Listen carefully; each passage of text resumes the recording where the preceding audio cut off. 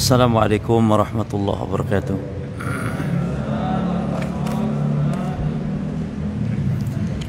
Alhamdulillah rabbil alamin, wa bihi nasta'inu ala umuri dunya waddin, wa ala alihi wa ashabihi wa tabi'in wa man tabi'ahum bi ihsanin ila yaumiddin wa sallama tasliman katsira, amma ba'd. Ikhwani fiddin wa akhwati fillah rahimani wa rahimakumullah. Kita melanjutkan pembahasan di perkataan al-muallif, yaitu pembahasan tentang beriman kepada ru'yatullah dan beriman kepada sifat an-nuzul bagi Allah Subhanahu wa taala. Sebuah dalil yang dibawakan oleh al-Imam Syafi'i bahwa Allah bisa dilihat kelak di hari kiamat adalah dengan pendalilan yang mafhum mukhalafah dari firman Allah surah Al-Mutaffifin ayat yang ke-15 ya. Yani kalau orang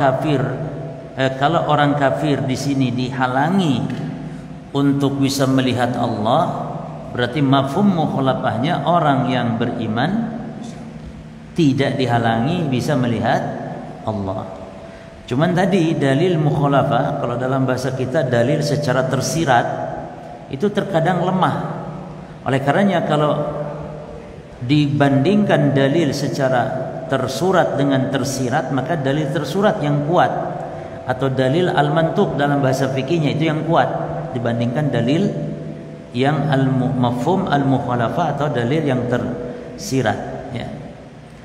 Contohnya dalam masalah tadi, kata Nabi, orang yang mati sebelumnya mengucap la ilaha illallah berarti masuk surga. Ini secara tersurat demikian. Berarti secara tersirat yang mati tidak mengucap la ilaha illallah masuk mana? Neraka. Dan ini keliru, tidak demikian. Berapa banyak orang yang mati tidak mengucap la ilaha illallah tapi ada tanda-tanda baik yang lain yang dia masuk surga. Bahkan baginda Nabi Muhammad SAW, beliau meninggalnya tidak mengucap la ilaha illallah di akhirnya, tapi mengucap kalimat yang lain, yaitu fi rafiqil a'la, fi rafiqil a'la. Ya Allah, kumpulkan bersama teman-teman yang ada di tempat yang paling tinggi, bersama para siddiqin, para syuhada, para nabi, para anbiya, para siddiqin, para syuhada, para orang soleh yang itu wa hasuna ulaika rafiqa. Itulah teman-teman yang baik yang ada di tempat yang tinggi. Demikian yang diucapkan Nabi di akhir hayat beliau. Apakah Nabi masuk neraka dengan tidak mengucap la ilaha illallah? Tentu tidak, makanya tidak tepat. Contoh saya bawakan kasus air. Nabi bersabda tentang sumur Budu'ah, sumur yang kalau musim hujan masuk ke situ semua tuh bangkai al-huyyad, penyumpal darah haid perempuan, masuk situ semua, bangkai anjing, tulang, daging, bangkai masuk. Lalu para sahabat tanya, ana tawadda min bi'ri al-Budu'ah, bolehkah kita wudu dari sumur Budu'ah? Maka Nabi membuat sebuah kaidah, dan ini secara tersurat, dalil secara mantuknya, kata Nabi, al-ma laisa yunajisuhu syai'un, air itu enggak ada yang menajiskannya sesuatu pun, tentu ada batasnya selama tidak berubah warna, rasa dan baunya. Nah, sementara Al-Imam Syafi'i berdalil dengan mukhalafah juga tentang masalah air, yaitu hadis Nabi yang hadis ini diperselisihkan keabsahannya. Namun kalau kita anggap sahih hadis ini misalnya, tidak masalah. Lafadznya bahwa idza balagal ma'qullataini la yahmilul khabas. Air kalau mencapai 2 kulah, kulah itu ukuran gentong, ukuran toren di zaman Rasul. Jadi toren atau gentong air di zaman Rasul namanya kulah.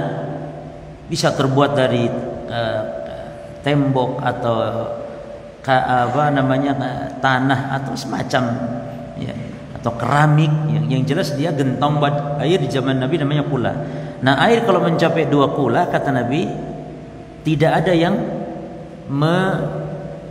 menajiskannya. kalau mencapai 2 kula.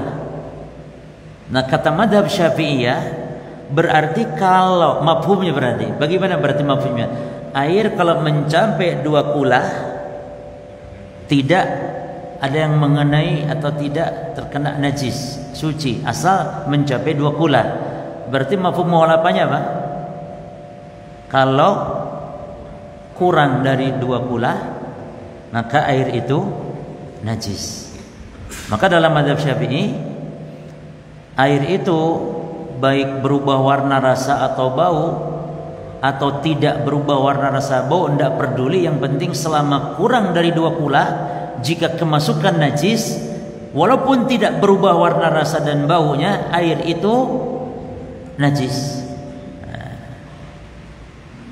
Selama kurang dari 2 kula. Padahal dalam hadis tadi secara mantuk, selama tidak berubah warna, rasa dan bau, berapapun jumlah air yang kemasukan najis, walaupun kurang dari 2 kula, kan itu mantuknya, maka air itu tetap suci. Kalau berubah barulah najis, walaupun airnya satu danau, walaupun airnya sedanau gitu, tapi berubah bau karena kemasukan najis, baunya itu karena kemasukan najis ya. Kalau tidak kemasukan najis tapi kok bau, ya berarti air itu suci.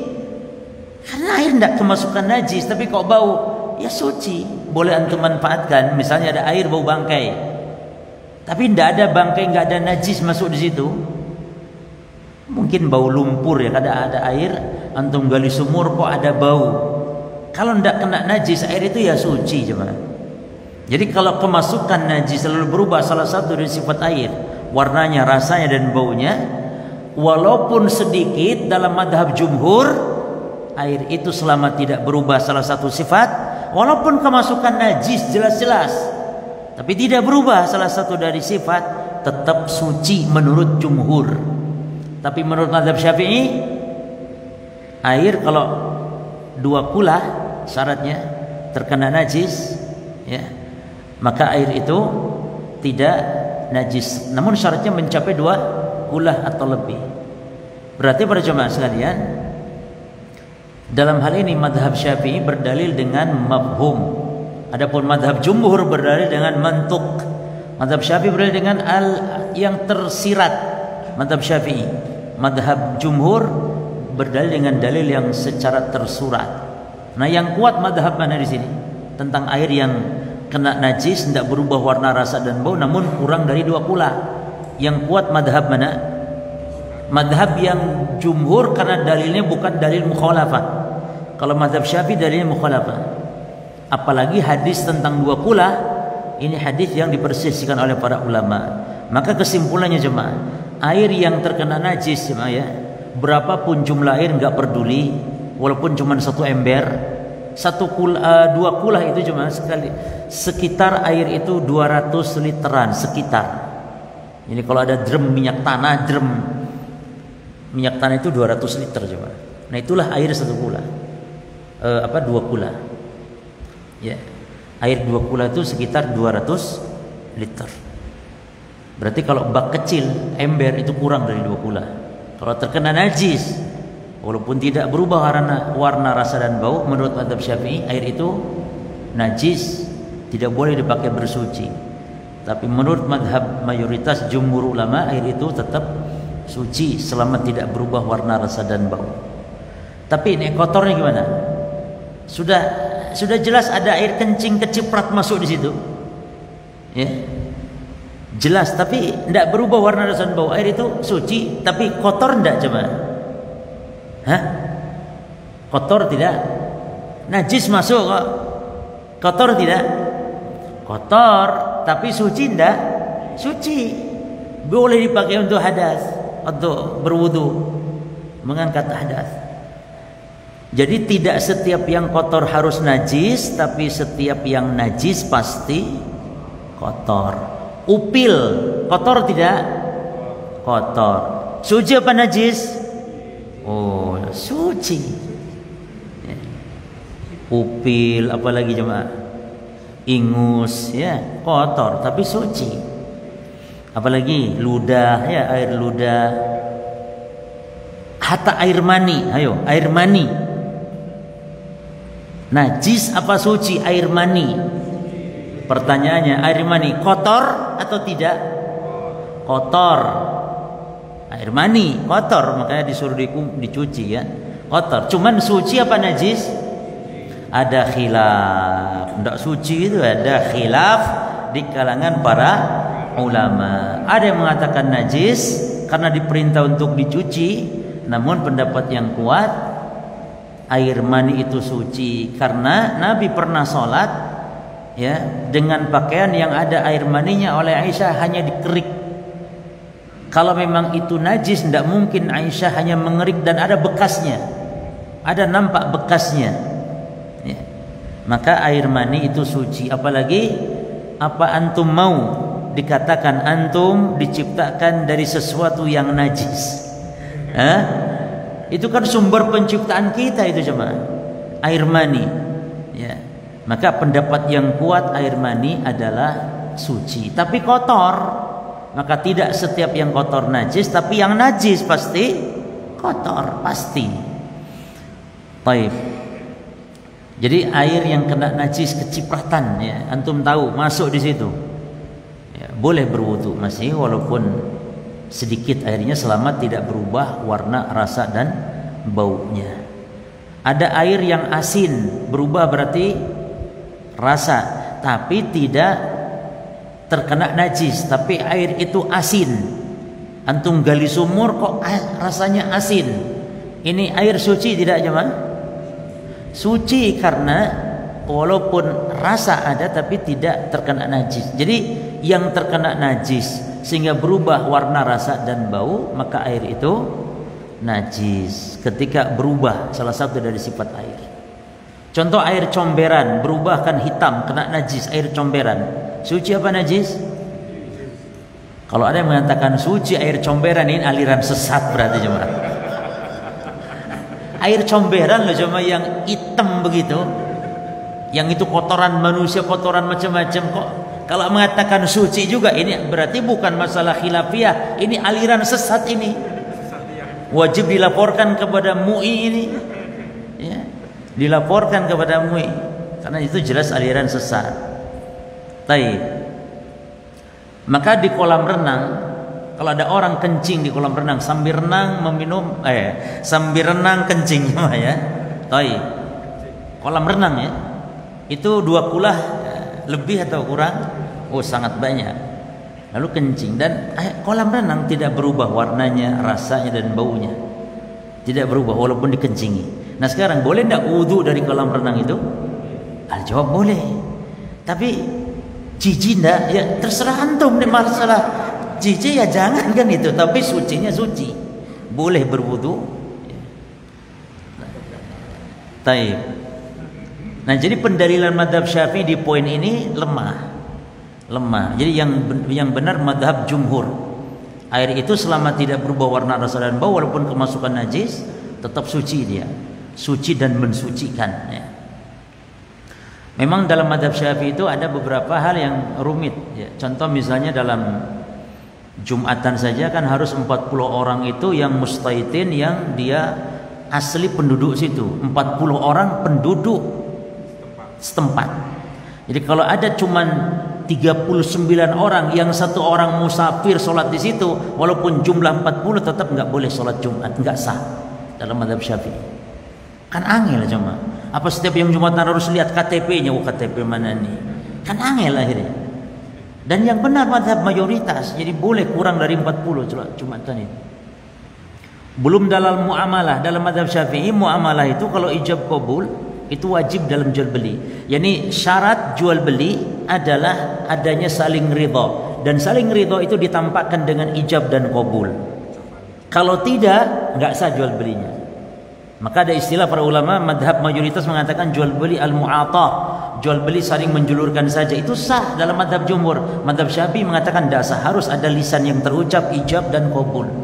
Jadi kalau antum ke supermarket beli keranjang barang, ya diambil ada odol, antum kalau cuman diam, kasir nggak ngomong apa-apa, antum nggak ngomong apa-apa, hanya saling memberikan uang begini saja, tidak sah dalam madhab Syafi'i.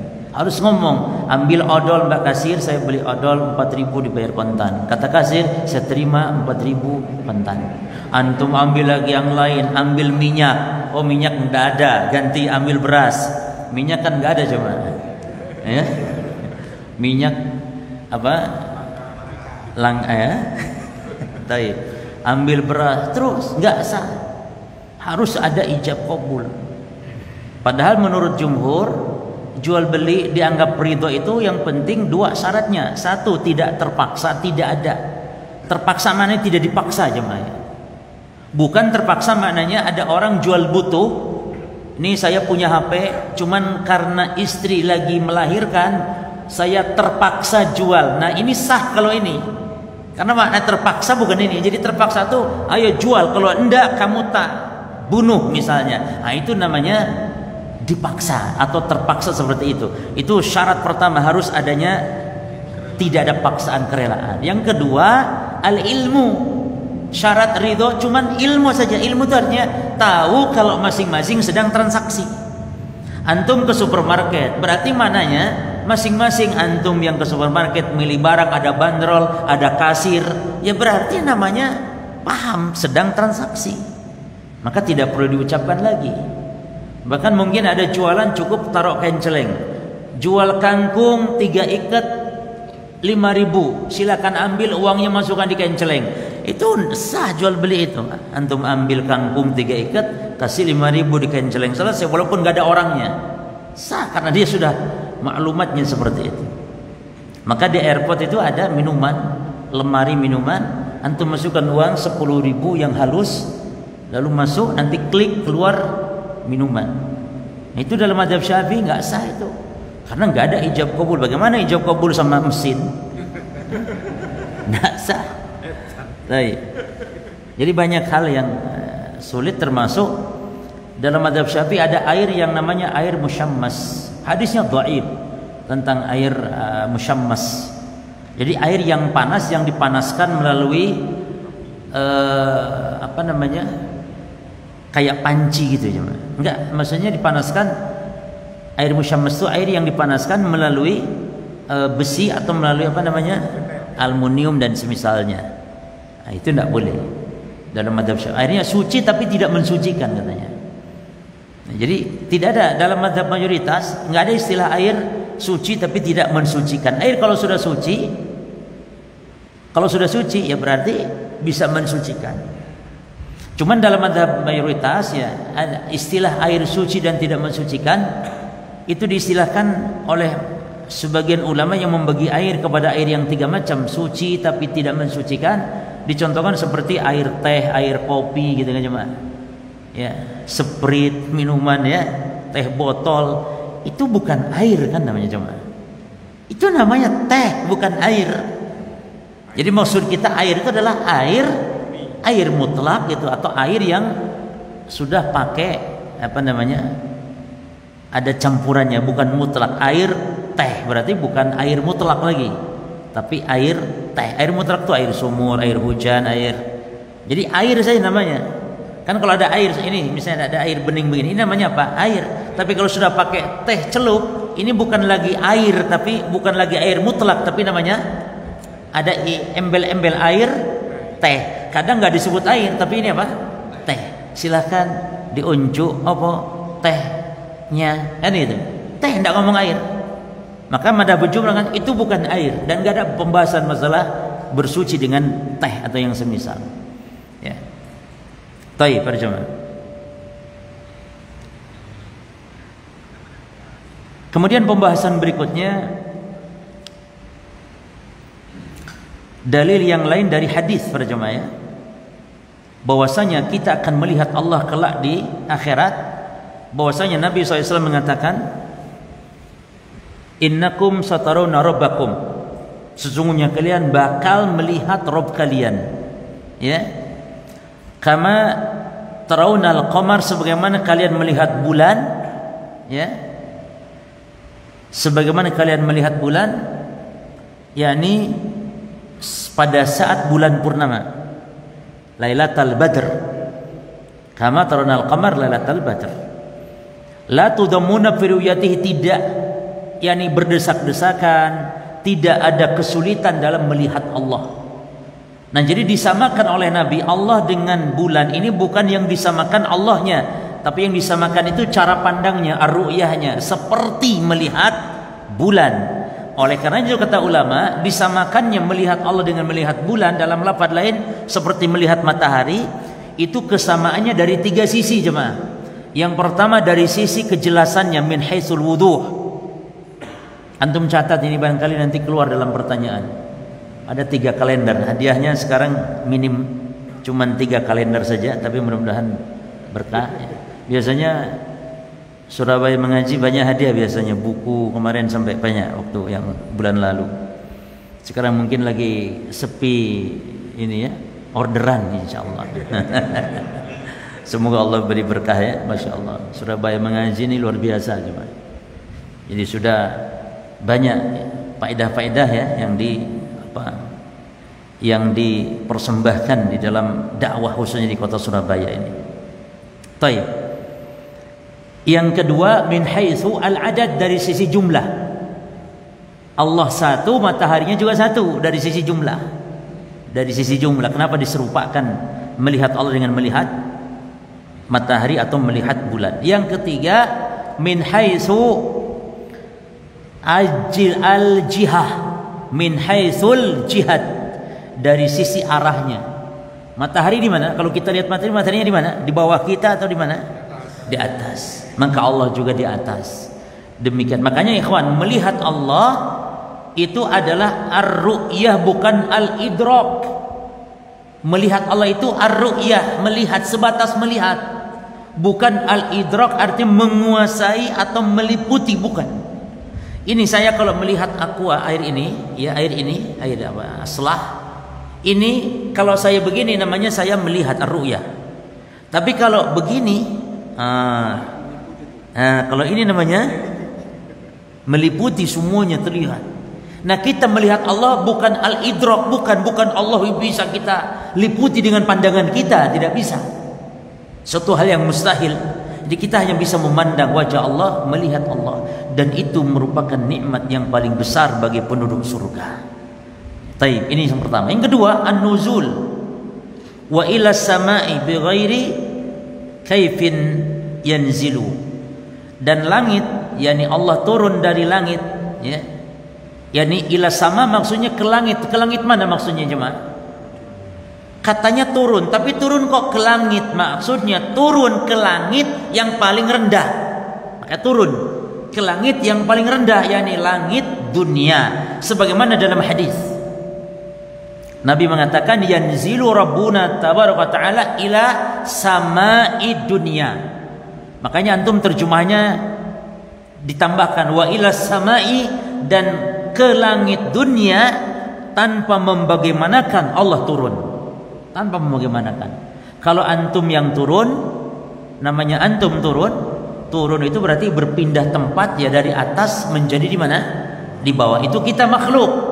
Kalau Allah turunnya tidak harus demikian, bahkan tidak seperti itu. Laisa kamitslihi syai'un. Makanya enggak perlu heran Allah turun ke langit dunia setiap sepertiga malam yang akhir. Lah sepertiga malam kan pindah-pindah.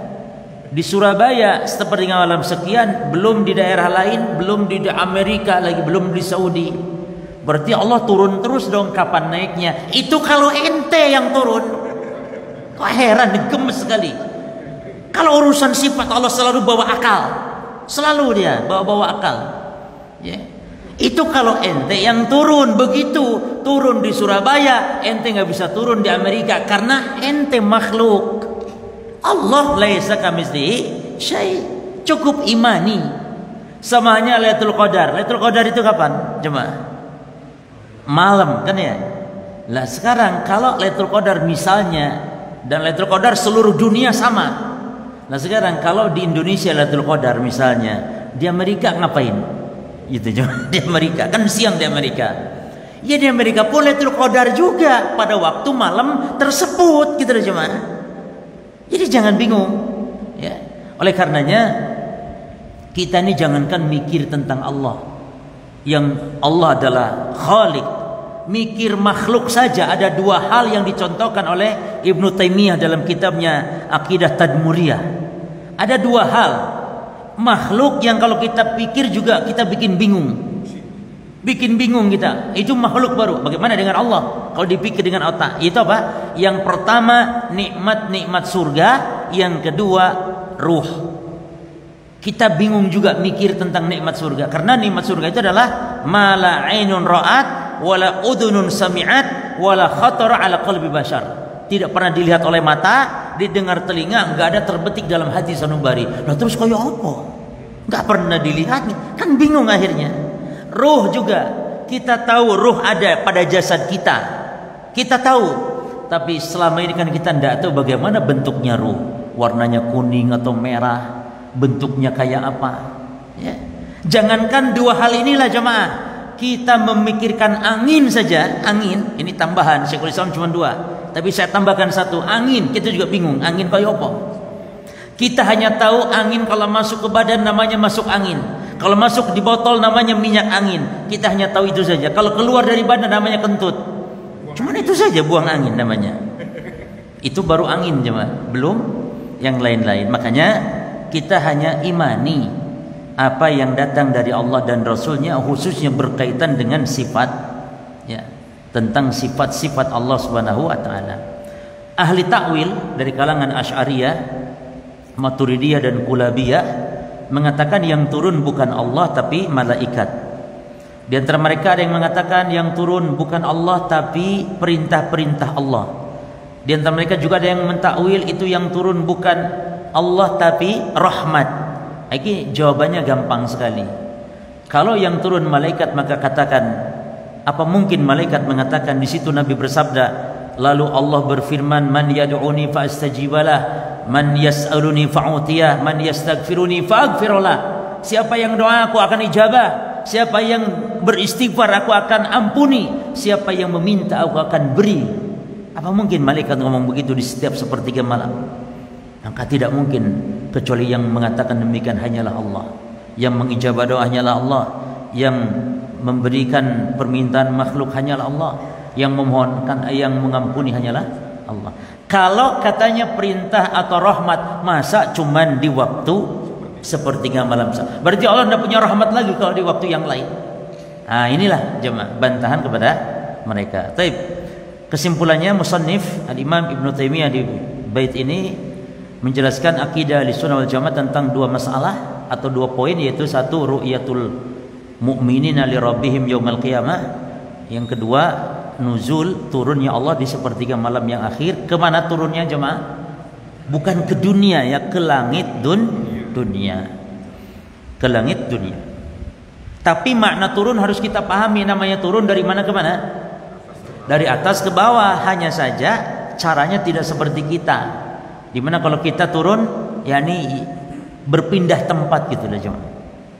Makanya khilaf ulama Ahlussunnah, apakah kalau Allah turun ke langit dunia arasnya kosong atau tidak? Nah, maka ada ulama yang tawakuf, ini nggak perlu dibahas gitu, karena bukan bahasan. Ya, taib. Yang ke berapa? Taib. Al-imanu bil mizani wal haud, ya judulnya yang ini, iman kepada al-mizan. Jadi penetapan iman kepada mizan kenapa dibahas? Karena ahli bidah mengingkari. Siapa mereka? Kaum Khawarij dan Mu'tazilah. Kaum yang mengedepankan akal mereka, kata mereka tidak mungkin Allah nimbang amal pakai timbangan, pakai mizan. Mizan itu timbangan. Tidak mungkin kata mereka. Secara akal tidak mungkin kata mereka. Lalu apa makna mizan dalam ayat-ayat Al-Quran? Wa nada'ul mizan al-qista. Allah mengatakan kami meletakkan mizan. Maka kata mereka mizan artinya keadilan, bukan timbangan, bukan. Tapi ahli sunnah menyatakan mizan artinya mizan hakiki, yang memiliki lisan dan memiliki dua daun timbangan. Yani berat, yani kalau berat atau ringannya, yang satu kalau berat naik, yang ringan naik ke atas, yang berat kemana? Ke bawah, begitu. Inilah mizan menurut Ahlussunnah wal Jamaah. Ya. Bukan artinya keadilan sebagaimana yang dipahami oleh golongan ahli bid'ah. Jadi mizan menurut Ahlussunnah yakni sesuatu yang diletakkan oleh Allah di hari kiamat untuk menimbang amal atau hamba, ya, atau buku catatan hamba pada hari kiamat. Nah, dan ukuran mizan berapa jemaah? Tidak ada yang tahu ukurannya kecuali Allah. Hanya saja dalam hadis, langit bumi bisa diletakkan dalam satu daun timbangan. Berarti timbangan lebih besar, satu daun timbangannya saja lebih besar daripada langit dan bumi. Karena langit dan bumi diletakkan dalam satu daun timbangan. Kata Nabi sallallahu alaihi wasallam, ya, yakni Allah berfirman dalam hadis kursi, ya Musa law kana as-samawati as-sab'u, wa Musa, seandainya langit yang 7, wa amiruhunna ghairi, dan seluruh pengusinya, seluruh penghuninya selain aku, kata Allah, wal aradina as-sabu, dan juga 7 lapis bumi, fi kiffatin, 7 lapis langit, 7 lapis bumi diletakkan di sebuah daun timbangan, lalu wala ilaha illallah juga diletakkan di satu daun timbangan. Maka yang akan berat kalimat la ilaha illallah. Berarti intinya dari hadis ini, Pak, timbangan itu besar, ya. Taib.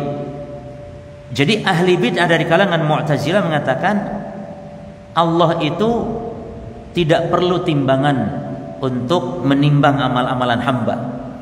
Maka timbangan maknanya keadilan, bukan timbangan hakiki, bukan. Ingkari.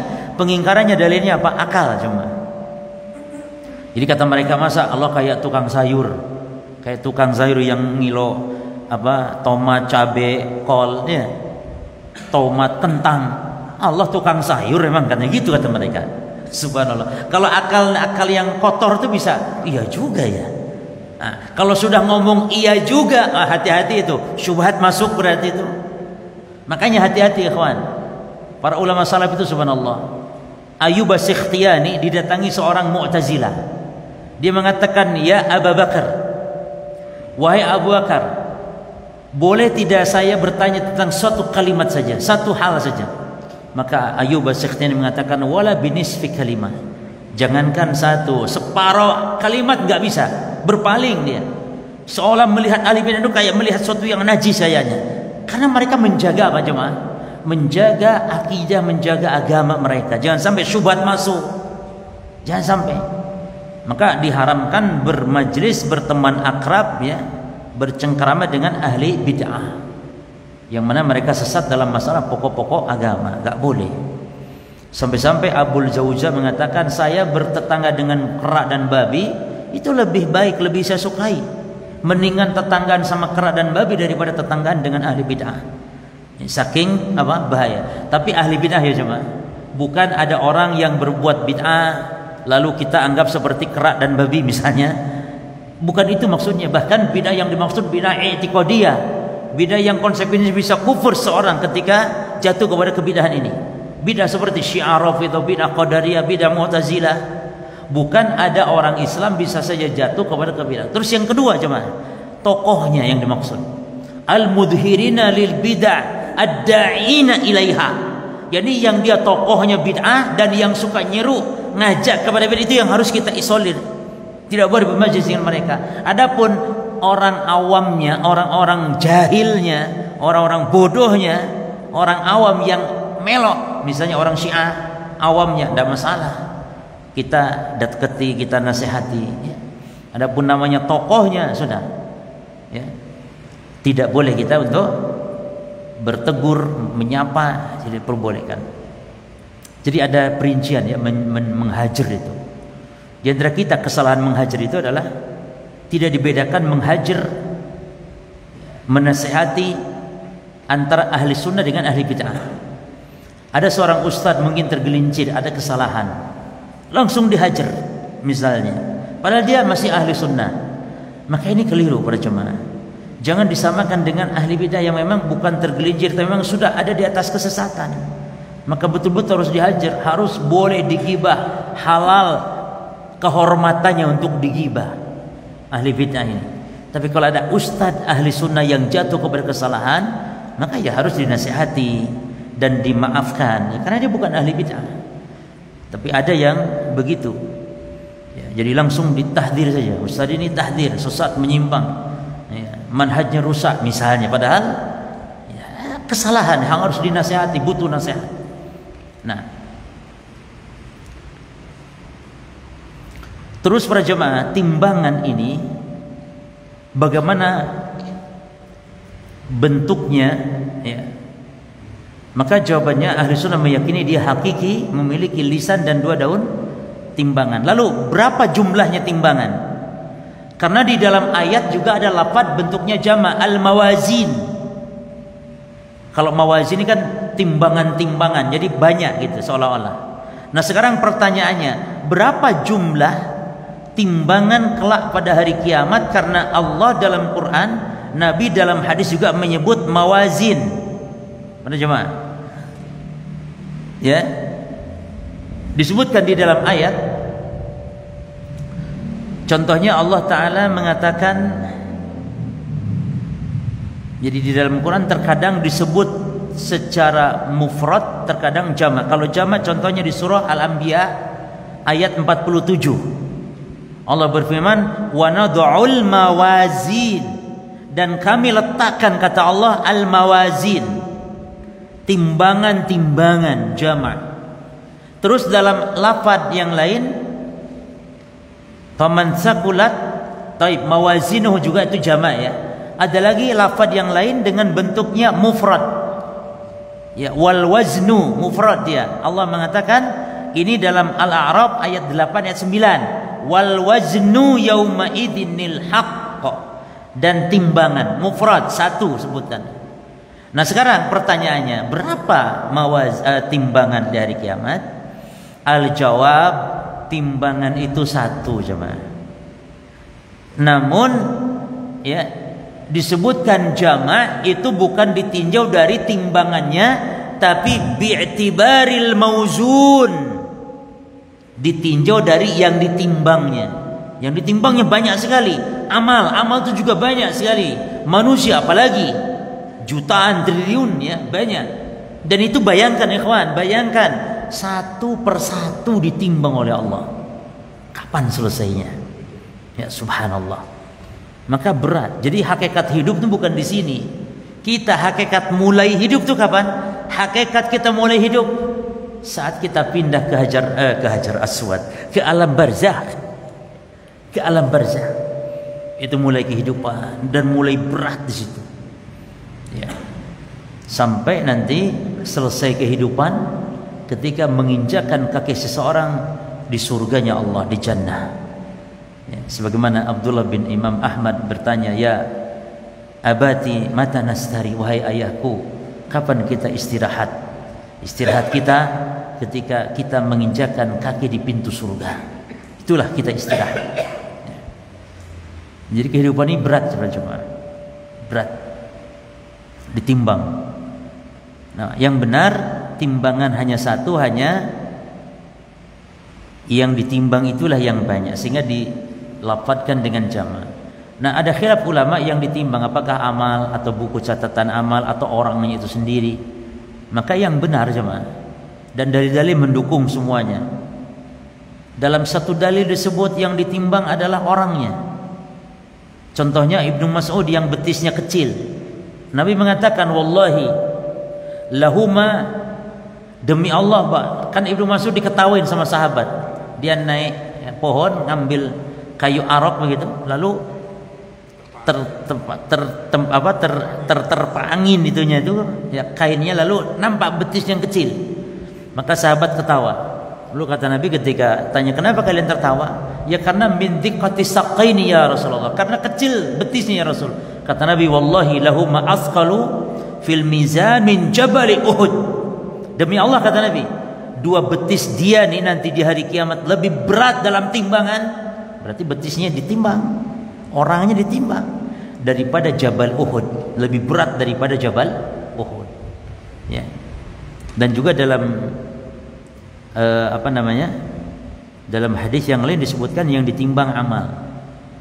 Seperti misalnya kalimatani ya hafifatani ala khafifatani fil lisani wa saqilatani fil mizan. Ada dua kalimat. Ini kan amalan, berarti dua kalimat amalan. Yang dua kalimat ini ringan di lisan. Berarti ini adalah amal. Namun berat dalam timbangan. Yaitu apa? dan dicintai oleh Allah Ar-Rahman, yaitu subhanallah bihamdihi, membaca subhanallahil azim. Subhanallah bihamdihi dan subhanallahil azim. Baik. Jadi inilah mizan timbangan yang kita harus mengimani, dan yang rajih di antara pendapat ulama, yang ditimbang adalah tiga-tiganya jemaah. Yang ditimbang tiga-tiganya. Ia buku catatan yang dalilnya menunjukkan kalau buku catatan adalah tentang hadis bitaqah jemaah. Bitaqah. Jadi ada orang yang diberi buku catatan dosa, totalnya 99 buku.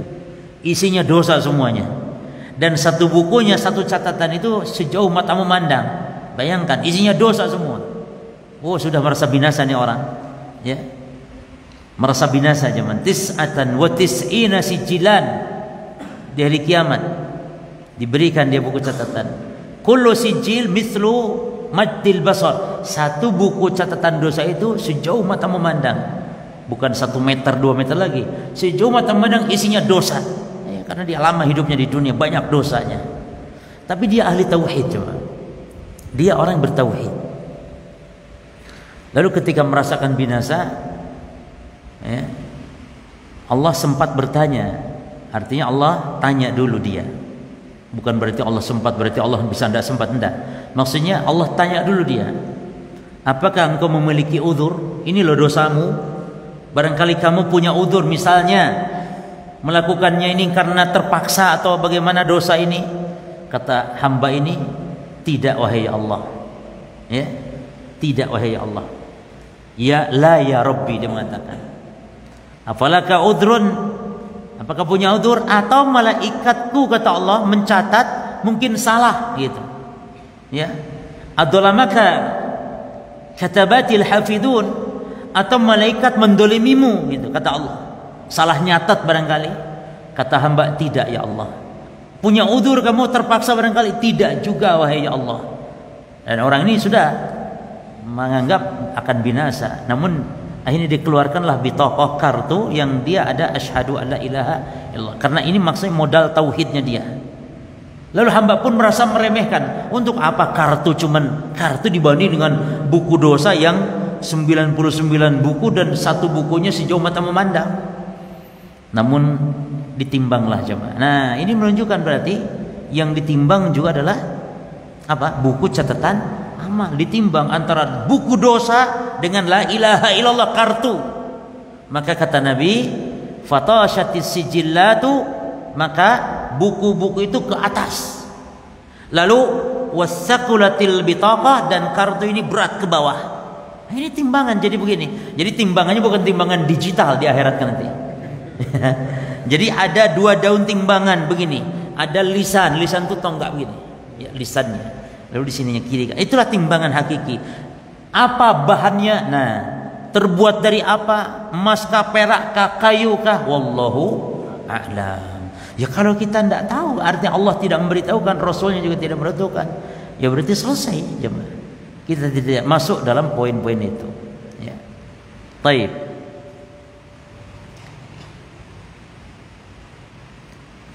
Wa ukirru ya bil mizan. Taib, kita baca perkataan muallif. Wa ukirru yani a'tarifu. Ini saya mengakui gitu, menetapkan ya, terhadap timbangan dan al-haud, yaitu telaga alladzi arju bi anni minhu rayyan anhalu. Jadi kita ahli sunnah wajib menetapkan mizan, tadi sudah, al-haud lalu telaga. Nah, telaga ini jemaah adanya di padang mahsyar. Adapun disebut telaga Kausar, kalau Kausar adanya di surga, nahrun fil jannah al-Kausar. Adapun yang di padang mahsyar itu namanya al-haud, telaga, bukan al-Kausar. Tapi kenapa disebut al-Kausar terkadang? Masalah penyebutan ini karena airnya berasal dari sungai al-Kausar yang ada di surga. Antum jangan bingung, katanya di surga kok ngalir juga ke padang mahsyar. Iya, Allah Maha berkuasa mengalirkan air yang ada di sungai al-Kausar ke telaga yang ada di padang mahsyar. Dan ini disebutkan dalam dalil-dalil tentang telaga al-haud. Yang mana al-haud, aku berharap bahwasanya aku raya, ar-ray yani saya ray, air ray itu kenyang. Kalau makan kenyang, ya. Jadi roy ini lawan dari dahaga. Apa lawan dahaga? Kalau lawan dari lapar apa kenyang. Sekarang lawan dari dahaga apa? Roy itu bahasa Arab, tapi apa bahasa Indonesianya? Ya. Kenyang minum. Ya jemaah. Jadi orang yang meminum telaga Nabi itu disebutkan kata Nabi tidak akan lam yadma ba'dahu abadan, tidak akan haus setelah itu selama-lamanya. Nah, lawan dari haus apa? Yaitu seger, rai. Makanya surga bagi orang yang berpuasa namanya ar-rayyan. Yani surga ar-rayyan, arti surga yang segar, tidak haus. Ya. Karena orang yang berpuasa menahan apa? Lapar, menahan dahaga. Maka masuk surga dinamai surganya kenyang minum, ya, segar, apa namanya? Right. Jadi kenyang dalam minum. Anhalu, an-nahl artinya yang pertama kali minum. Jadi semoga aku yang pertama kali minum sehingga tidak akan haus selama-lamanya. Taib, Nabi bersabda tentang telaga, jemaah, kata Nabi yang pertama, ana faratukum 'alal haud. Aku tunggu kalian di telaga. Jadi nanti Nabi yang duluan ada di telaga, kita nanti mendatanginya. Dan yang datang di telaga hanya ahli sunnah dari umat Islam. Adapun ahli bid'ah akan diusir oleh Nabi, akan terusir dari telaga Nabi, walaupun Nabi sempat membelanya. Kata Nabi, ummati, ummati, ya Allah itu umat saya kok diusir. Apa kata Allah atau seruan yang diperintah Allah untuk menyampaikan kepada Nabi, innaka la tadri ma ahdatsu ba'daka. Kamu tidak tahu Muhammad apa yang mereka ada-adakan dalam agama sepeninggalmu. Jadi memang di antara mudaratnya ahli bid'ah itu tadi cuma akan terusir dari telaga Nabi sallallahu alaihi wasallam. Nah, maka Rasul pun mengatakan kepada kita yang hidup di akhir zaman ini, kata Nabi, fa innakum satarawna ba'di azara. Kalian akan melihat setelah aku tiada, kalian akan melihat nanti para penguasa-penguasa yang bikin jengkel. Yani mereka mementingkan mereka, kelompoknya, mementingkan dia, keluarganya, mementingkan dia tanpa memperhatikan rakyat. Itu penguasa seperti itu kalian akan dapati, kata Nabi. Lalu kata Nabi, fasbiru, bersabar kalau menemui pemerintah seperti itu. Sabar. Karena dia untuk keburukannya bagi dia. Ya. Sudah, sabar. Makanya dulu ketika zaman Pak Harto, ya, Pak Harto bersikap seperti itu, harusnya disabari saja. Disabari. Karena kenyataan sekarang lebih parah dari Pak Harto kan gitu. Lebih parah. Ya. Dulu masih lumayan aman, tentram. Katanya kernet-kernet mobil truk. Piye si anak zaman tuh toh. Ada gambar Pak Hartonya. Piye gitu. Si anak zaman tuh toh. Ya, taib. Ala kulli hal para jemaah harus sabar ya. Jangan memberontak, maksudnya jangan mencaci, memaki, tapi sabar dan doakan pemimpin kita. Kalau yang memang pemimpin itu dolim, doakan. Doa itu ajaib jemaah, bisa meruntuhkan, memecahkan. Doa itu bisa memecahkan. Ya. Batu bisa pecah dengan doa, subhanallah. Yang mustahil ya bisa terjadi dengan doa. Itu kan batu besar jemaah. Yang menutup orang yang ada dalam gua 3 orang itu batu besar, besar nggak mungkin, hatta mungkin beko yang sekuat apapun, batu besar menutup pintu gua. Tapi dengan doa bisa geser. Hal yang mustahil bisa geser. Nggak ada remote control, nggak ada. Geser. Dikit lagi doa lagi, geser lagi, geser sampai bisa keluar akhirnya. Itu ajaibnya doa. Maka ikhwan, nggak ada yang mustahil dalam doa. Doa minta kepada Allah Subhanahu. Tapi jangan minta yang mustahil. Ya Allah jadikan saya bisa terbang ya Allah. Gak boleh. Ya. Gak boleh. Tapi bisa saja orang bisa mendadak jadi terbang akibat doa. Bisa jemaah. Misalnya Allah selamatkan seseorang ya. Selamat, bagaimana cara Allah menyelamatkan hambanya yang beriman? Wali-walinya Allah, Allah berikan karamah, dia ternyata bisa loncat ya, dengan jarak yang manusia tidak bisa membayangkan. Itu karomah namanya. Jadi karomah itu keajaiban keluar biasaan. Hal yang kita anggap itu hal yang mustahil tapi bisa terjadi atas izin Allah. Ya, waliullah, dan wali artinya kekasih Allah. Wali artinya orang beriman, orang yang bertakwa, para jemaah. Kalau orang gila tidak beriman, tidak bertakwa, maka bukan wali. Ya kan? Namanya orang gila tidak beriman, tidak bertakwa, karena dicabut dari orang gila tersebut, yakni beban taklif, kewajiban-kewajiban dicabut oleh Allah. Makanya wali itu wajib ibadah karena beriman, bertakwa. Nabi Muhammad kalau sholat sampai bengkak telapak kaki beliau saking lamanya berdiri, dan itulah hakikat wali itu ya Rasulullah. Jadi wali itu ibadah, Nabi zikir kepada Allah. Bukan wali ala sufi. Kalau ala sufi wali, kadang sudah wali itu boleh meninggalkan kewajiban katanya. Bahkan kalau bagi orang awam berzina haram, tapi kalau sudah tingkat wali, zina pun boleh kalau bagi wali. Makanya repot kalau sudah ambiar dunia cuma kalau begitu. Jadi yang benar wali itu orang beriman, orang bertakwa. Ya. Taib. Banyak dalil-dalil tentang telaga, diantaranya sifat-sifat airnya ya disebutkan. Ya. Sifat airnya dulu, ma'uhu abyadu minal warik, lebih putih dari tembaga. Ya, warihuhu atyabu minal misik, wanginya lebih harum dari minyak kasturi, dan rasanya wa ahla minal asal, lebih manis dari madu. Jadi 3 air, sifat air: rasa, warna, dan aroma. Demikian pula sifat air dunia disifati najis tidaknya.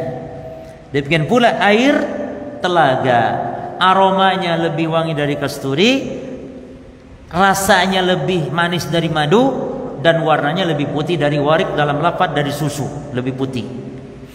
Sekarang ada hadis yang beredar ketika bulan Rajab, inna fil jannati nahran yuqalu lahu Rajab. Sesungguhnya di surga ada sungai namanya Rajab. Ma'hu asyadu bayaran minal laban wa ahla minal asal. Airnya lebih putih dari susu, lebih manis dari madu. Man shamma yauman fi Rajab saqallahu fi dzalika nahar. Siapa yang minum sehari, siapa yang puasa sehari di bulan Rajab, Allah akan beri minum dari sungai Rajab tersebut. Rawahu, hadis palsu, ya, rawahunya. Jadi jemaah enggak boleh itu disebar-sebarkan hadis itu. Jadi tidak ada sungai di surga namanya Rajab. Nah, lalu ukurannya berjemaah, telaga yang sangat luas, ukurannya itu masiratu syahrin, ukuran 1 bulan perjalanan. Luasnya telaga Nabi sallallahu alaihi wasallam. Wa zawayahu sawa, dan ukuran panjang lebarnya itu sama jemaah. Jadi tidak memanjang, tapi ukuran panjang lebarnya sama. Apa itu dalam pelajaran matematik? Ya, segi 4, bujur sangkar, betul. Nah, yakni perjalanan sebulan, ke panjangnya sebulan, lebar sebulan. Demikian. Lalu disebutkan dalam hadis wa kizanu, sampai cangkir-cangkirnya dikatakan di situ kanujumis sama, seperti bintang di langit, saking banyaknya atau saking indahnya cangkir-cangkirnya itu. Jadi jangan sampai antum ke situ nanti cangkir ndak ono, ya. Terus piye nek ngombe? Tenang, guys, ndak ada yang istilah kebagian. Ya. Nah, lalu kata Nabi, man syariba minhu fala yadma ba'dahu abadan. Siapa yang minum dari telaga tersebut, setelahnya tidak akan haus selama-lamanya. Taib ya. Ini diantara 2 hal penting yang wajib kita imani berkaitan dengan al-mizan dan telaga. Sekarang sirat, al-iman bis sirat, iman kepada jembatan yang dibentangkan di atas neraka jahanam, setiap orang akan melintasinya. Ya. Taib, qala al-musannif rahimahullah, wa kadza siratu yumaddu fawqa jahannami famusallamun najin wa akharu yuhmalu. Demikian pula beriman kepada sirat yang dibentangkan di atas jahanam, yang selamat orang yang melintasinya, dan yang lainnya ada orang yang celaka, yakni terjembab masuk ke dalam neraka. Ya. Jadi ada yang selamat, ada yang celaka, dan setiap orang yang beriman akan melintasi sirat. Kata Allah dalam Al-Quran, dalam surah Maryam, jemaah. Dalam surah Maryam ayat 71, wa in minkum illa wariduha, tidaklah setiap kalian kecuali kalian pasti akan melintasi jahanam, akan mendatangi jahanam. Apa maknanya? Setiap kita akan mendatangi jahanam. Apa maknanya? Akan melewati di atasnya. Itu makna mendatangi. Bukan masuk ke neraka, bukan. Akan melintasi. Nah, ada yang lewat selamat, ada yang jatuh. Dan sifat sirat disebutkan dalam hadis-hadis, terutama hadis Abdullah bin Mas'ud, balagoni anna sirat adaku minasya'rah wa ahadu minasayf, bahwa sirat itu lebih tajam dari pedang, lebih tipis dari rambut. Dan juga bukan sekedar itu, jemaah. Ya. Kata Nabi dalam hadis, "Tsumma yu'ta bil jisr." Lalu datangkanlah al-jasr, jasr yakni jembatan. Maka ada khilaf ulama tentang bentuk sirat. Nabi mengatakan sirat itu adalah al-jasr, jembatan. Kalau jembatan berarti tempatnya lapang tempatnya. Kalau jembatan, ya. Fayuj'al baina dhahrai jahannam, diletakkan sirat itu di atas neraka jahanam, jembatan itu. Qulna ya Rasulullah, wa mal jasr, ya Rasul, bagaimana jasr itu, jembatan itu? Kata Nabi, madhadatun mazillatun, dia itu jalan yang bisa licin menggelincirkan. Ini sifat sirat. Satu, licin menggelincirkan. Yang kedua, alaihi khatatif, ada besi-besi penyambarnya, wa kalalib, besi-besi yang bisa menyambarnya kiri kanannya. Bayangkan jemaah, jalan licin, ada besi-besi pengait, ya. Setiap orang akan dikait oleh besi sehingga menjadi robek dia, tercabik-cabik dia. Ada yang bisa jalan sambil tercabik-cabik badannya, namun selamat, ya. Dan Nabi menyebutkan orang yang beriman melintasi sirat macam-macam bentuknya sesuai dengan amal, ala qadri amalihim. Ada yang katarf, seperti kedipan mata, lewat, subhanallah. Ada yang kalbarq, seperti kilat, wakarri, seperti angin. Bagaimana kalau angin berhembus? Wakala jawidil khair, seperti penunggang kuda. Warrikab, seperti penunggang unta. Ada yang begitu. Maka fanajin musallam wa najin makhdusun wa maqdusun finnari jahannam. Ada yang selamat walaupun tercabik-cabik, dan ada yang terjatuh, terlempar ke dalam neraka jahannam. Ya, demikian sifat sirat sebagaimana kata afwan, bukan Ibnu Mas'ud yang tadi itu, Abu Sa'id Al-Khudri. Ya, jemaah ya. Kata Abu Sa'id Al-Khudri, balagoni anna al-jisra adaqqu min asy-sya'ra wa hadu min as-sayf. Balagoni, telah sampai kepadaku. Maknanya ini perkara gaib, berarti yang memberitakannya Rasulullah. Ya. Walaupun yang ngomong Abu Sa'id, lebih tajam dari rambut. Nah, ini sifat sirat yang lainnya, lebih tipis dari rambut, lebih tajam dari pedang, lalu licin menggelincirkan, dan gelap suasananya. Makanya orang munafik lewat sirat. Jadi yang lewat sirat dua golongan manusia saja. Manusia di akhirat ada 3 golongan. Yang lewat sirat cuma 2. Satu orang beriman, yang kedua orang munafik lewat sirat. Adapun orang kafir langsung gelundung. Tidak ada lewat ujian-ujian lewat sirat, langsung gelundung. Dan neraka terbuka tempatnya. Pintu neraka terbuka. Beda dengan surga. Kalau surga tertutup. Makanya kalau surga perlu syafaat. Kalau masuk neraka nggak perlu, langsung gelundung jemaah. Bahkan dari jauh itu neraka sudah bergolak saja lihat orang kafir itu. Ya. Taib. Jadi di sini ahli sunnah menetapkan tentang sirat. Ya. Berikutnya, al-iman bil jannah wan nar, iman kepada surga neraka. Wan naru yasilaha asy-syaqiyyu bihikmatin wa kadat taqiyyu ilal jinani sayadkhulu.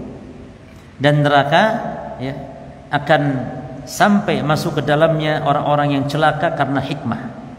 Jadi ada hikmah Allah kenapa orang ada yang celaka, ya. Ada orang yang celaka maknanya orang kafir yang masuk neraka. Itu orang yang celaka maknanya. Demikian pula orang yang at-taqi, lawan dari asyaki, yaitu at-taqi orang yang bertakwa, orang yang beruntung masuk surga, ya, akan memasuki surga. Nah, di sini para jemaah sekalian, mengimani surga dan neraka tidak sempurna sehingga mengimani 4 hal. Yang pertama, wajib mengimani bahwa surga dan neraka itu sekarang sudah diciptakan, sudah ada. Allah berfirman, uiddat lil apa? Lil apa? Ya tergantung, kalau surga lil muttaqin, kalau neraka lil kafirin, kan begitu dalam ayat. Kalau uiddat disediakan, makna berarti sudah ada jemaah. Itu yang pertama. Yang kedua, wajib mengimani bahwa yang namanya surga neraka itu kekal abadi. Abadi, khalidina fiha abadan. Ya. Jadi kekal abadi. Beda dengan akidahnya kaum Jahmiyah yang mengatakan surga neraka itu tidak abadi, akan binasa. Kata mereka, karena yang abadi hanya Allah. Ini salah. Karena Allah menciptakan makhluk, ada yang Allah ciptakan makhluk memang untuk hidup kekal. Bahkan Imam di dalam kitab Aqidah Tahawiyah dijelaskan, ada 8 makhluk la yalaquhal fana. Ada 8 makhluk yang tidak dihinggapi kefanaan. 8 makhluk tidak binasa, kekal. Namun kekalnya makhluk, siapa yang mengkekalkan? Allah. Berarti kekalnya makhluk tetap tidak sempurna karena yang mengekalkannya adalah Allah. Hanya saja kekal, cuma kekal. Jadi tidak masalah Allah menciptakan makhluk untuk kekal. Apa yang 8 itu? Yang 8 itu berpasangan, berarti ada 4 pasang. 1, al-jannah wan nar, surga dan neraka, sebagaimana kata muallif di sini. Yang kedua, al-lauhu wal qalam, pena dan lauhul mahfud. Yang ketiga berarti 3 dan 4 ya. Ya. Yang ketiga berarti 3 dan 4. 5 dan 6 ya. 5 6 berarti. Baik. 5 dan 6 adalah al-insan, manusia. Manusia kita ini, yakni al-arwah maknanya. Bukan kita manusia tapi maksudnya ruh kita, al-arwah. Wa ajbud danab, yang pasangannya ajbud danab, tulang ekor kita yang ada di belakang punggung ini. Itu tidak binasa jemaah. Kata Nabi, laisa minal insani illa yabla. Tidak ada manusia kecuali pasti binasa, kecuali illa ajbud danab, kecuali tulang ekor itu akan kekal, tidak hancur. Jadi ruh kita itu tidak mati jemaah. Manusia ketika mati berpindah alam dari dunia ke alam barzah, itu ruhnya tetap hidup. Namun beda alam hidupnya, hidup di dunia, hidup di alam barzah.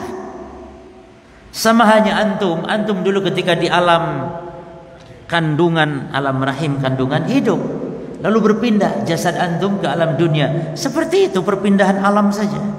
Demikian pula ruh sudah berpindah berapa sekarang? Kata para ulama, ruh berpindah sudah dengan sekarang kita hidup ya, berarti berpindah 2 kali. 1 dari alam arwah ke alam rahim, ya. Dari alam rahim berpindah ke alam dunia. Tinggal nanti pindah ke alam barzah. Dari alam barzah pindah lagi ke fase yang kelima terakhir, ke alam akhirat. Itulah fase yang sempurna, selesai. Makanya jemaah sekalian, ruh itu ketika mendapatkan azab baik di dunia ataupun di alam barzah ikut merasakan. Ini pendapat yang kuat. Ruh dan jasad merasakan, hanya bedanya mana yang dominan. Kalau di alam barzah yang dominan adalah ruh, jasad ikut, tapi yang dominan ruh. Di dunia yang dominan jasad, ruh yang ikut kalau mendapatkan nikmat atau azab. Jelas ya? Baik. Yang ketiga para jemaah, iman kepada surga neraka, bahwa Allah sudah menetapkan akan memenuhi surga dan neraka. Ya, Allah sudah menjanjikan surga neraka itu akan penuh.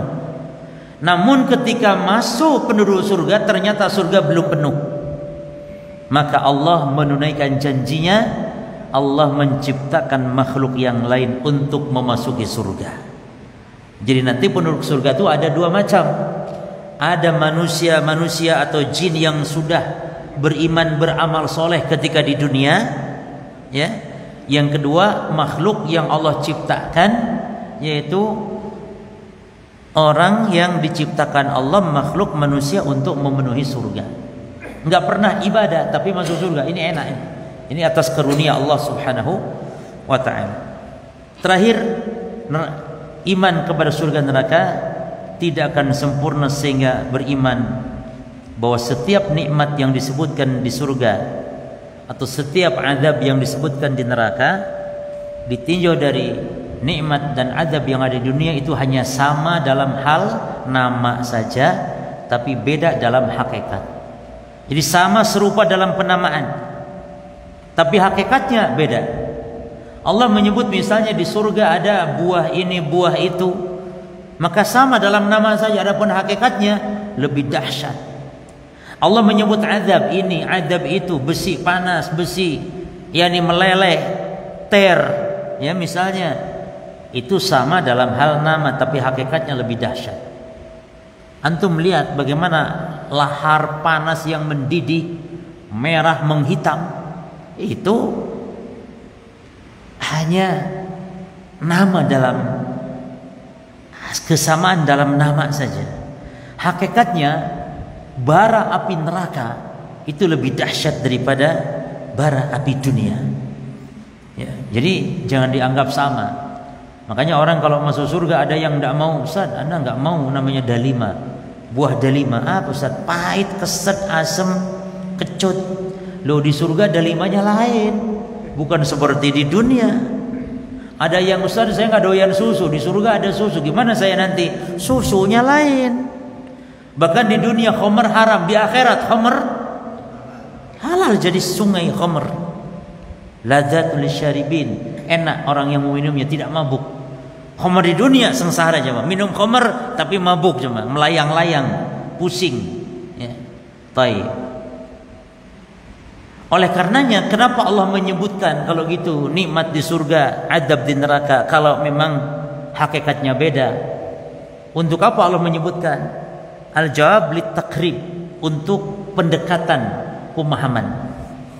Karena kalau Allah menyebutkan sesuatu yang di dunia tidak ada contohnya, padahal itu sebuah nikmat tapi di dunia tidak ada contohnya, maka tidak akan tertarik orang. Tapi ketika disebut anggur dalima, itu kan buah yang enak. Ya, madu ini kan minuman yang enak. Bidadari, ya, ini kan gambaran tentang kecantikan.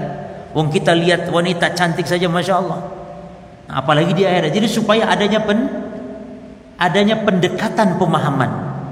Allah sebutkan azab berupa timah panas, api mendidih. Nah, ini supaya pendekatan.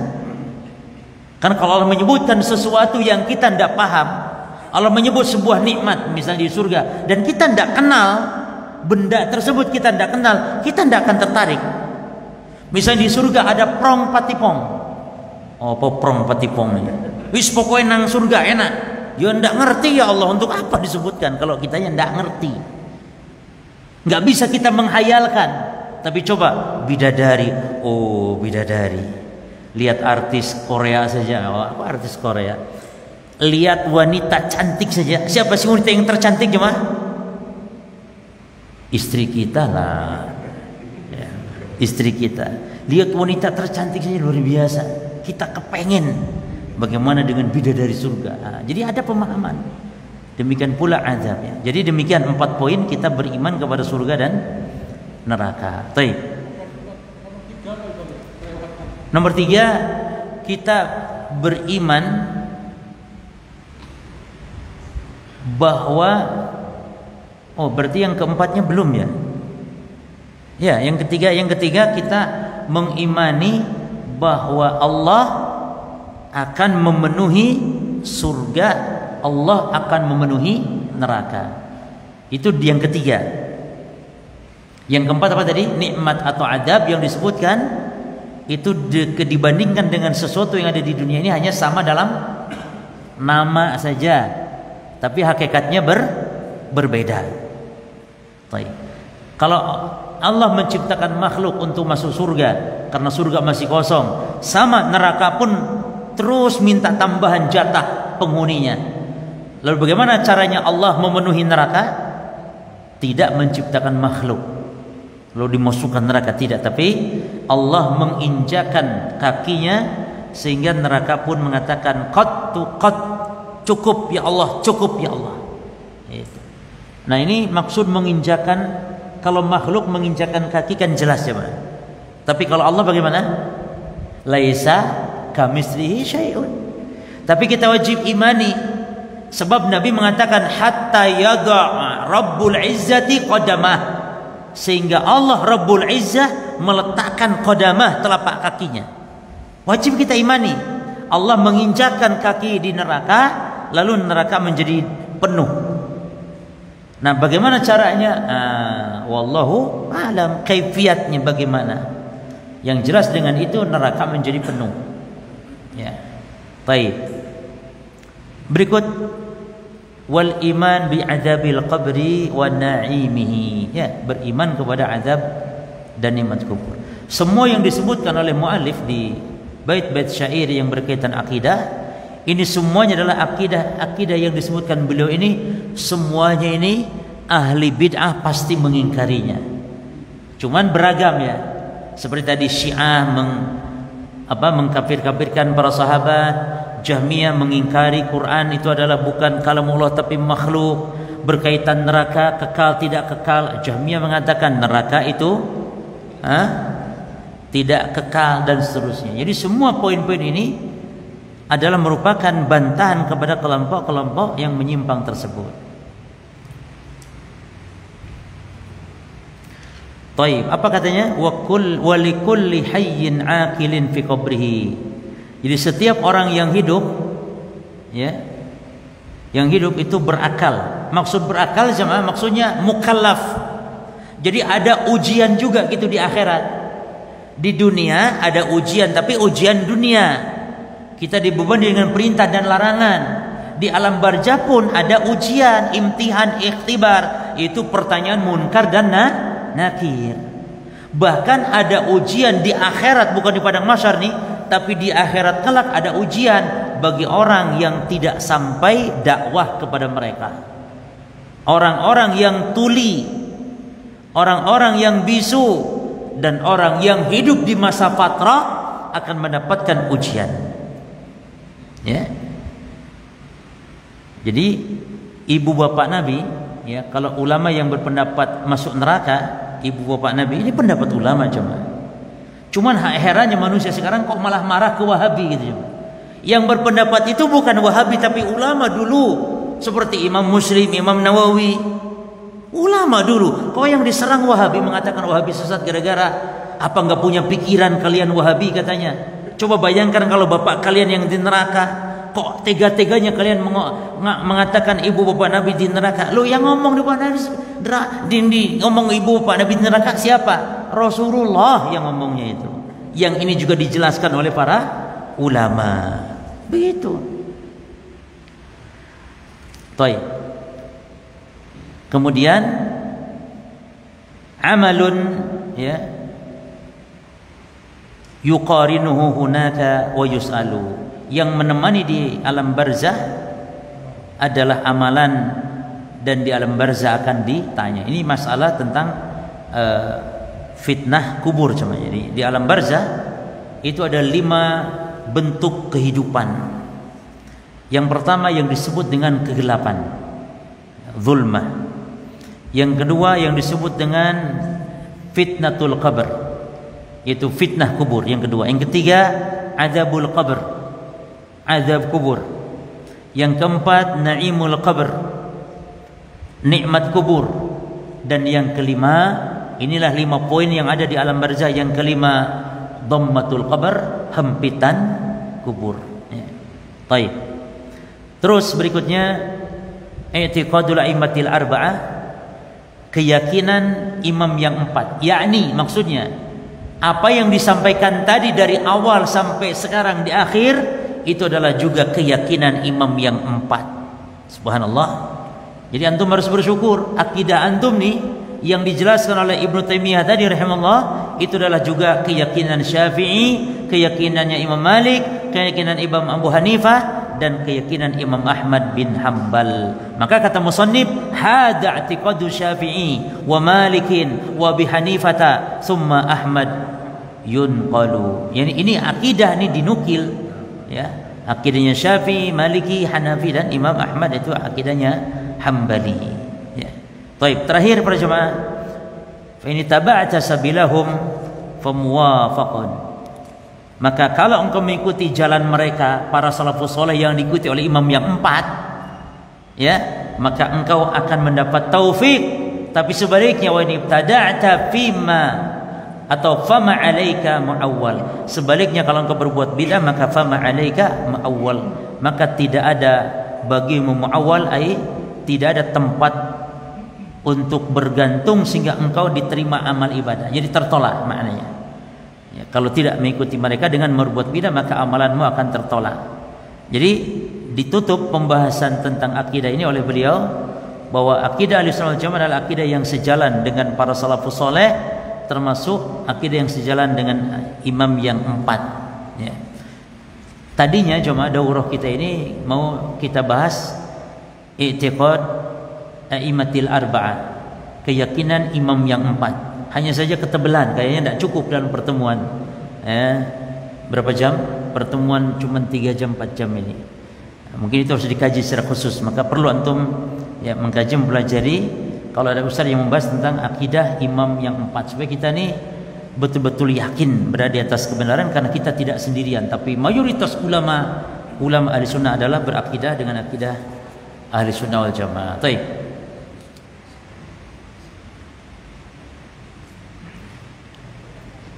Baik, kita sampaikan pertanyaan dulu kepada jamaah untuk mendapatkan 3 kalender.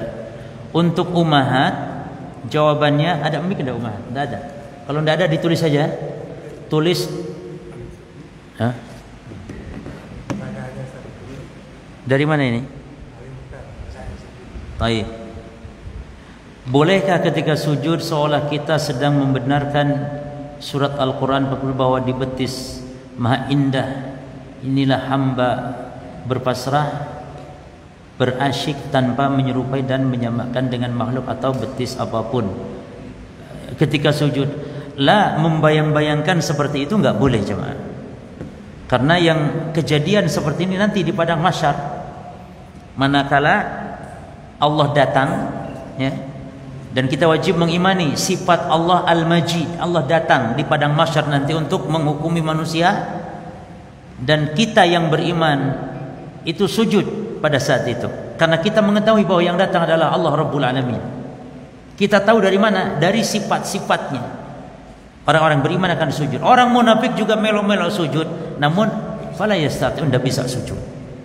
Nah, maka ketika kita sujud sesuai yang diperintahkan, berzikir, mengagungkan Allah Subhanahu wa taala, ya, meninggikan Allah Subhanahu wa taala dengan membaca tanpa kita membayang-bayangkan. Namun kalau kita ibadah seolah-olah melihat Allah, maka itu dianjurkan, seolah-olah melihat Allah. Ini bayangkan bahwa memang kita bisa melihat Allah, tapi kalau tidak mampu, maka kita harus yakin bahwa Allah melihat kita. Ini tingkatan ihsan yang paling rendah. Ini al-muraqabah, merasa diawasi oleh Allah. Baik, kita sampaikan pertanyaan dulu. Pertanyaannya untuk akhwat, ya, ditulis, sebutkan segi kesamaan Nabi menyerupakan melihat Allah itu dengan melihat bulan. Tadi saya sebutkan ada 3 segi kesamaan. Nah, tolong umahat disebutkan, ditulis namanya, lalu ditulis jawabannya.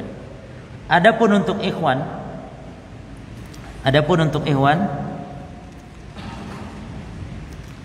baik, sebutkan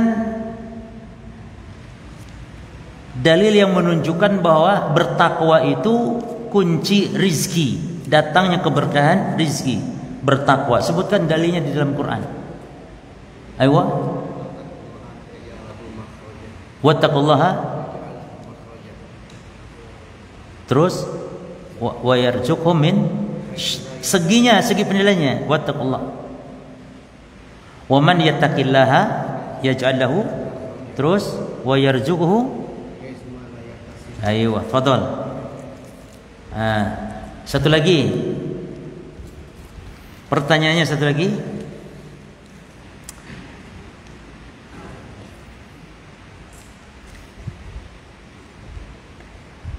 Sebutkan maksud bahwa timbangan itu banyak, yakni disebutkan mawazin. Apa maksud banyak timbangan di akhirat kelak? Ha jemaah. Aywa, fadhal. Ya, betul. Yang ditimbang, yang ditimbang banyak. Makhluk, buku catatan, termasuk orangnya. Amal juga banyak, amalan hati, amalan lisan banyak. Maka bi'tibar al-mawzun, ditinjau dari yang ditimbang. Fadhal. Tinggal untuk ummahat satunya, ya. Baik, jemaah. Saya kira cukup insyaallah. Kalau antum tidak ada pertanyaan. Untuk ummahat mungkin nanti coba diambil dulu. Halo, ummahat ada enggak? Jangan-jangan pada enggak ada, hilang. Kita kan enggak lihat. Halo, ibu-ibu ada? Hah? Ada? Atau mungkin enggak ada persiapan kertasnya, mungkin enggak ada.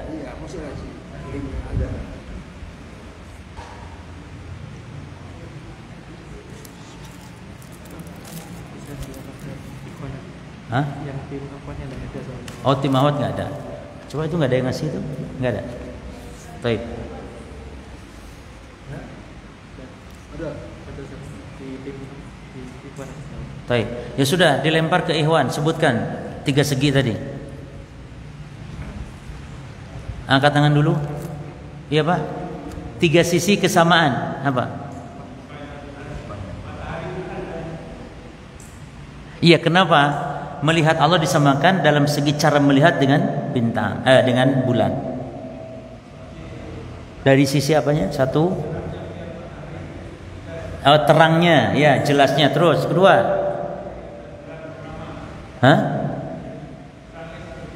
iya, jelasnya. Satu. Yang kedua apanya? Dari sisi apanya? Jumlahnya berapa?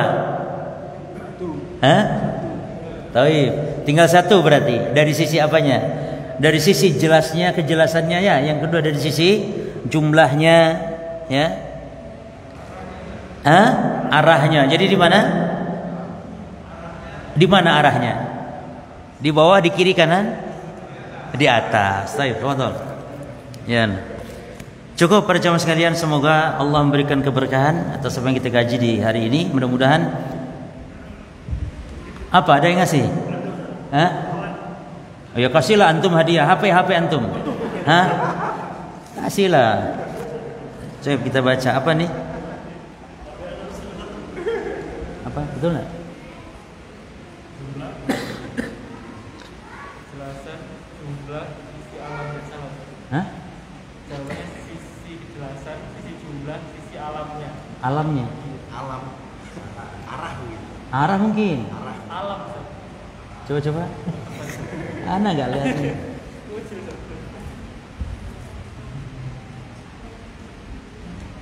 Apa ya alam? Coba antum lihat. Alam. Tapi kasihlah hadiah lah, enggak apa. Oh ya, alam Ustaz ini. Alam, ya. Ya, Mas. Arahnya ya, Bu, Ibu, arahnya ya, ummahat. Tapi dikasih hadiah enggak apa? Ada? Baik, barakallahu fikum. Cukup. Subhanakallahumma bihamdika asyhadu an la ilaha illa anta astaghfiruka wa atubu ilaik. Assalamualaikum warahmatullahi wabarakatuh.